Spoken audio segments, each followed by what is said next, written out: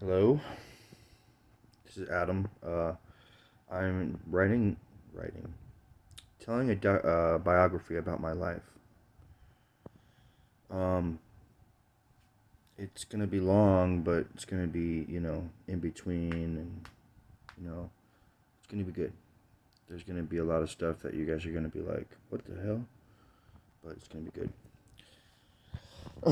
That being said, I really, really like telling these stories because I feel like it's gonna help somebody. I hope so. Um, so I've had many, many, many dreams, all the time of the same things. Well, not the same things, but I'll tell you all the things that I've had dreams of. So when I was young, I was about 10 years old. Um, I had played the first game, and I know everyone likes to say certain things mess with people's heads, but I think there's more of a spiritual aspect to it. So when I was about 10 years old, um, I started playing horror games, and I really, really thought they were really interesting because of the way that the story was told. You had to open up doors. You had to get further into the game by finding as much things that you can to survive and also to like know future things. Okay, so one night I went to sleep and I was in sleep mode, but it was almost like my body was telling me, "Wake up." And I looked up and I saw some zombie. I know this is crazy because it's like, oh, you played a video game and it had zombies in it. But I think this. Let me tell you this. I think the games that are that kind of way are actually opening up a doorway to your brain, meaning you are more accessible to things than you were before, spiritually. So I would watch a lot of horror movies, a lot of scary, and I would have dreams of some of the video games, and they weren't even horror games; they were just video games. But they were games where, um, you know, they were scary. It was very, very scary. Um, but then there were ones that weren't scary. So there were ones where you killed, but you killed for a good reason, or that these were bad people in the game. And it's weird because it's like, so let me tell you a little bit about my dreams now to explain to you what I was trying to express about that. So I had that dream about the zombie. I jumped off my bunk bed and I screamed for my dad. I was like, "Oh my god, I saw a zombie." And it's like, "Wow, your brain's really, really, really powerful if it can do that." And my dad came running in the room, telling me there's nothing there. And I'm like, "What?" And so I go and I'm like, "Oh shit, there's nothing there." And I was about 13, maybe 12. I was like about 12. Um, I started smoking with my friends.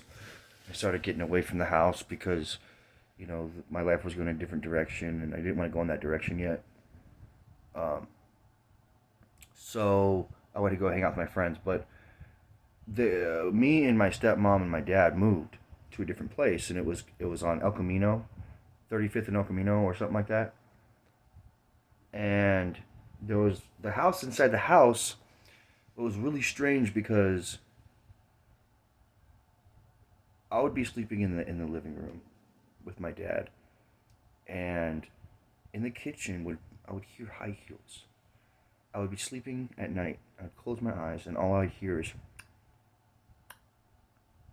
And let me tell you, I've heard the blinds. I could hear the blinds. It sounded nothing like that. It sounded like I could hear plastic hitting the ground.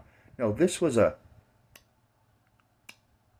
walking through the goddamn house, and I'm like, "What is that?" Nothing's there. then, then I had a dream. My teacher died that year. Um, got in a car accident, and this is what's gonna blow your guys' mind. He died. They pulled the plug, and I'm like, I couldn't cry. I held it in for so long because I loved this teacher. I wasn't expecting this to happen. So I wasn't upset like everyone else. I was just numb. So like 10 days went by, right? And I'm like starting to get sad, because I'm like, oh, he's not coming back. And I fall asleep one night. And I kid you not, I wake up, not like wake up, but like appear in a white room, and I see a slide coming down clouds like that. And it's like far away from me, it's like 10 feet. So I'm walking up to it, and my teacher slides down the slide. And I'm like, Mr. Comstock? And he's like, yeah, Adam, it's me. I said, why did you die, man? We miss you so much. And he said to me, don't worry, Adam, I'm more alive than ever. And will we see each other again? And I was like, what? You know what I mean? And I wake up, and I'm like, was this really the teacher that died? So, that's as far as I'm going to go right now. Well, I go a little farther. Because that it's not the end of the story. I go to sleep. I'm on the couch because at the time we didn't have a big enough couch. So my mom moved. My dad and my mom were having a hard, rough time. Um, and so, my dad decided to move out of the house we were in before to move into this place because he couldn't pay for 2 houses. So he moved in. There wasn't enough bedrooms, so we took the couches. There was a wooden coffee table in our couch in the living room, and I kid you not, I said to myself, I cannot sleep on the couch anymore. My neck is hurting me. My legs are not down, so the blood's always in my it's just like not good. So I laid on the floor, and it's so weird because I had this dream that a baby was crawling under the coffee table and it smashed on the baby. And it was a night terror, actually. Just like the zombie. And it crawled under the table and it smashed under the baby. And I'm like, what? So I get up and I'm literally picking up the coffee table. And I don't know I'm doing this. Because at this point in time in my head, I was in a junkyard. It was weird. Like something happened to a baby in that house or something. Not in the house, but something happened wrong in that house. And I was laying on the ground and I saw the baby and it was like, is this the baby is it a ghost of a baby?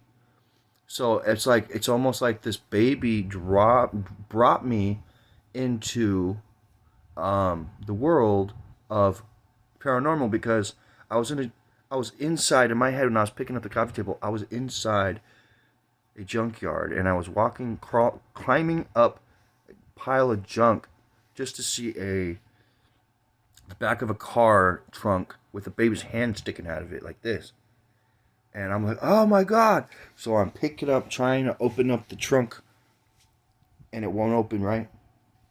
It just won't open. And I'm lifting up the table and I'm putting it onto the couch I was staying on. I don't know why. It's so weird. And my dad's coming up to me by my shoulder. It's tapping me on the shoulder. Adam, what are you doing?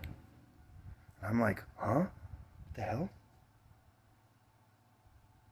What? I woke back up with the coffee table on the couch. I didn't know I was doing that. Anyways, that's the first conclusion to my life.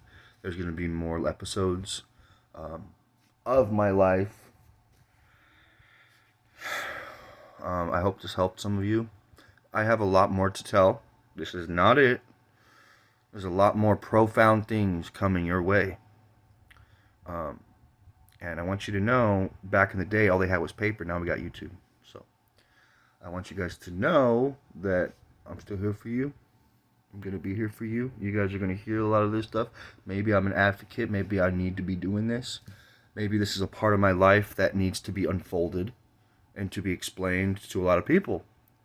So thank you very much, and hope to see you again.